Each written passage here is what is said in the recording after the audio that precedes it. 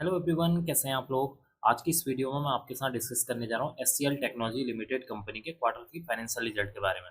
देखिए, कंपनी ने अपने क्वार्टर थ्री फाइनेंशियल रिजल्ट को आज के दिन यानी कि 12 जनवरी 2026 को डिक्लेयर कर दिया है।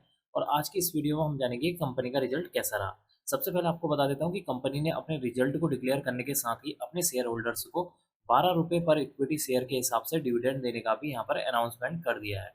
अब हम जान लेते हैं कंपनी के रिजल्ट को। देखिए सर, रिजल्ट में सबसे पहले हम बात कर लेते हैं कंपनी के रिवेन्यू के बारे में, यानी कि कंपनी का जो मेन बिजनेस है वहाँ से कितने करोड़ की इनकम जनरेट हुई है उसके बारे में। देखिए, इस क्वार्टर में कंपनी की 33,872 करोड़ की रिवेन्यू जनरेट हुई है। प्रीवियस क्वार्टर में 31,942 करोड़। प्रीवियस ईयर में देखेंगे तो 29,890 करोड़ की यहाँ पर रिवेन्यू देखने को मिल रही है। इसका मतलब है कि कंपनी की जो रिवेन्यू है, जब हम उसको year on year wise compare करते हैं तो कंपनी की जो रिवेन्यू है उसमें एक अच्छा खासा 11% का जंप देखने को मिल रहा है, जो कि इसके लिए एक पॉजिटिव पॉइंट है। डिस्कस कर लेते हैं अदर इनकम के बारे में। इस क्वार्टर में 385 करोड़ की अदर इनकम हुई है। प्रीवियस क्वार्टर में 415 करोड़। प्रीवियस ईयर में देखेंगे तो 477 करोड़ की यहाँ पर अदर इनकम देखने को मिली है। इसका मतलब कि कंपनी की यहाँ पर जो अदर इनकम है उसमें एक हल्का सा यहाँ पर गिरावट देखने को मिल रहा है। अब हम डिस्कस कर लेते हैं यहाँ पर कंपनी के टोटल इनकम के बारे में। इस क्वार्टर में कंपनी की 34,257 करोड़ की रिवेन्यू जनरेट हुई है या टोटल इनकम जनरेट हुई है। प्रीवियस क्वार्टर में देखेंगे तो 32,357 करोड़ की थी। प्रीवियस ईयर में देखेंगे तो 30,367 करोड़ की यहाँ पर टोटल इनकम जनरेट होती हुई नजर आई है। इसका मतलब कि कंपनी की जो टोटल इनकम है उसमें एक जंप देखने को मिल रहा है, जो कि इसके लिए एक पॉजिटिव पॉइंट है। अब हम डिस्कस कर लेते हैं कंपनी के एक्सपेंसेस यानी कि खर्चों के बारे में कि इस क्वार्टर में कंपनी ने कितने करोड़ के खर्चे किए हैं। देखिए, इस क्वार्टर में कंपनी के 27,792 करोड़ के खर्चे हैं।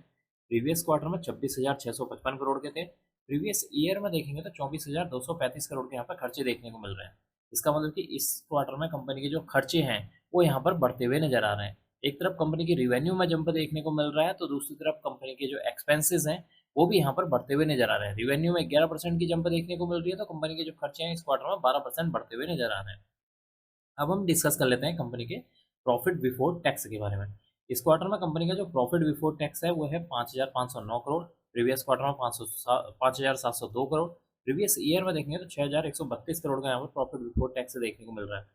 अगर हम कंपनी के प्रॉफिट बिफोर टैक्स को year on year wise compare करते हैं तो कंपनी का जो प्रॉफिट बिफोर टैक्स है उसमें 5.15% की यहाँ पर गिरावट देखने को मिल रही है, जो कि इसके लिए एक निगेटिव पॉइंट है। अब हम यहाँ पर डिस्कस कर लेते हैं कंपनी के नेट प्रॉफिट यानी कि मुनाफे के बारे में कि एंड में कंपनी को टोटल कितने करोड़ का मुनाफा हुआ है। देखिए, इस क्वार्टर में कंपनी को 4,082 करोड़ का। प्रीवियस क्वार्टर में 4,236 करोड़। प्रीवियस ईयर में देखें तो 4,594 करोड़ का यहाँ पर कंपनी को मुनाफा हुआ है। इसका मतलब है कि अगर आप कंपनी के मुनाफे को year on year wise compare करते हैं तो कंपनी का जो मुनाफा है उसमें अराउंड 12% की गिरावट देखने को मिल रही है, जो कि इसके लिए एक निगेटिव पॉइंट है। कंपनी को इस क्वार्टर में प्रॉफिट तो हुआ है, लेकिन अगर हम प्रीवियस क्वार्टर के साथ कंपेयर करते हैं या प्रीवियस ईयर के साथ कंपेयर करते हैं तो उसके मुकाबले में यहाँ पर कंपनी को हल्का सा गिरावट देखने को मिल रही है।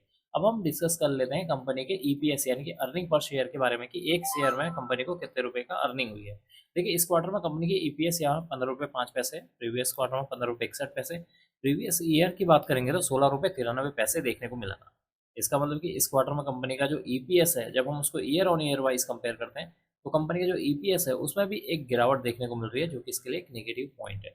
तो कुल मिलाकर देखा जाए कंपनी का जो रिजल्ट है इस क्वार्टर में थोड़ा सा मिला जुला देखने को मिल रहा है, क्योंकि एक तरफ कंपनी की जो रिवेन्यू है उसमें जो है 11% की जंप देखने को मिल रही है, तो दूसरी तरफ कंपनी का जो नेट प्रॉफिट है उसमें अराउंड जो 12% की यहाँ पर गिरावट देखने को मिल रही है। तो देखते हैं कल के दिन यानी कि 13 जनवरी 2026 के दिन इस क्वार्टरली रिजल्ट का इम्पैक्ट इस शेयर के ऊपर कैसा देखने को मिलेगा, वो अब हम कल देखेंगे। अब मैं इस वीडियो को यहीं पर एंड करूंगा। उम्मीद करता हूँ कि आपको यह वीडियो पसंद आई होगी।